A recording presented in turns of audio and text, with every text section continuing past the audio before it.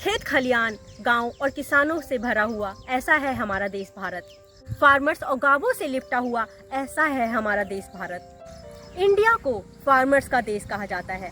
हमारे देश के जो किसान हैं वो हमारे इंडिया को रिप्रेजेंट करते हैं। अभी मैं जिस जगह पर खड़ी हूँ वो जगह बहुत ही खूबसूरत है, बिल्कुल नेचुरल है। किसानों की मेहनत चारों तरफ खड़ी हुई है। यहाँ पर पीछे गन्ने का खेत है और गन्ना बोलते हैं जिसे हम शुगर केन कहते हैं, जिससे चीनी निकल कर आती है, जिसे गुड़ बनता है, जागरी जिसे इंग्लिश में बोलते हैं। और यहाँ पर एक गेहूँ का खेत है, गेहूँ जो कि भारत में 13% फील्ड में गेहूं का उत्पादन किया जाता है, गेहूं को लगाया जाता है, जो किसानों की पूंजी होती है, जिससे किसानों को वो हमारे लिए तो सोसाइटी के लिए तो खाना देते हैं और उसको बेचकर वो अपने लिए खाना बनाते हैं। किसानों को अपनी ज़रूरतों को पूरा करने के लिए 6 महीने वेट करना पड़ता है। यानी कि अक्टूबर में जब वो गेहूं लगाते हैं या कोई भी फसल जिस मंथ में लगाते हैं, उसको बढ़ते हुए उसको ग्रो होने में एटलीस्ट 6 मंथ लग जाते हैं। जैसे कि इस गेहूं को उन्होंने अक्टूबर मंथ में लगाया, क्योंकि अक्टूबर का महीना ऐसा होता है जो गेहूं को लगाने के लिए बहुत अच्छा होता है। क्योंकि गेहूं को लगाने के लिए जिस टेम्परेचर की ज़रूरत होती है 20 से 25 डिग्री, वो अक्टूबर और नवंबर के मंथ में लगाया जाता है। और जब होली का टाइम होता है अप्रैल और मार्च, इस बीच में उसको काट लिया जाता है। मैं आपको दिखाती हूँ गेहूं की बालियाँ और अभी वो कैसी हैं। ये मार्च का टाइम है और इस टाइम वो कैसी दिख रही हैं, कितनी पक गई हैं और कितना टाइम लगेगा उसको अभी काटने में, यानी कि पूरी तरह गेहूं को पकने में अभी कितना टाइम लग जाता है। तो आइए देखते हैं। ये देखिए, ये गेहूं की बाली है, वही गेहूं जिसे आप वीट कहते हैं।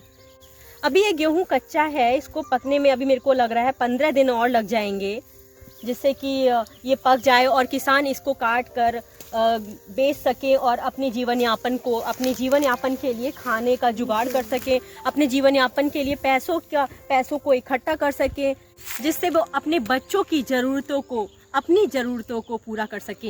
ऐसा नहीं है कि किसान को सिर्फ गेहूं ही चाहिए होता है खाने के लिए तो उनको मिल जाता है अपने खेतों से गेहूं, दाल, चावल सब कुछ, लेकिन इसके अलावा भी उनको पैसों की ज़रूरत होती है अपने बच्चों की पढ़ाई के लिए, मेडिसिन के लिए, ट्रैवलिंग के लिए, बहुत सारी चीज़ों में उनको भी पैसा चाहिए होता है, जिसके लिए वो बहुत दिनों तक वेट करते हैं। और जब वो फसल पक जाती है तो कहीं जाकर उनकी वो ज़रूरतें पूरी होती हैं।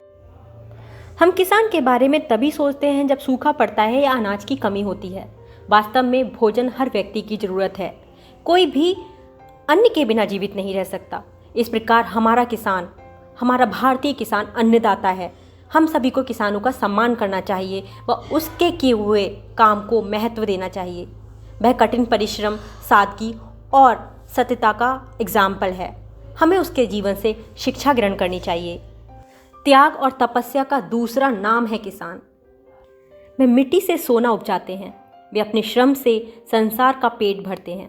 वे बहुत पढ़े लिखे तो नहीं होते, लेकिन उन्हें खेती की बारीकियों का बहुत ज्ञान होता है। उन्हें पता होता है किस मौसम में किस सब्जी को लगाना है, किस अन्न को उगाना है, जिससे वो हम अपना और हमारा पेट भर सकें। किसान का जीवन बहुत कठिन है। वह अपने खेतों में लंबे समय तक काम करते हैं। वह कठोर मौसम की परवाह किए बिना काम करे जाते हैं। चाहे सर्दी हो, चाहे गर्मी हो या फिर बारिश ही क्यों ना हो, उनका ध्यान अपनी फसल में ही लगा रहता है। किसान बहुत गरीब व निर्धन होते हैं। अपनी मेहनत के बल पर वह अपना जीवन व्यतीत करते हैं। तो लास्ट में मैं ये ज़रूर बोलना चाहूँगी, जय जवान जय किसान, जय जवान जय किसान। धन्यवाद।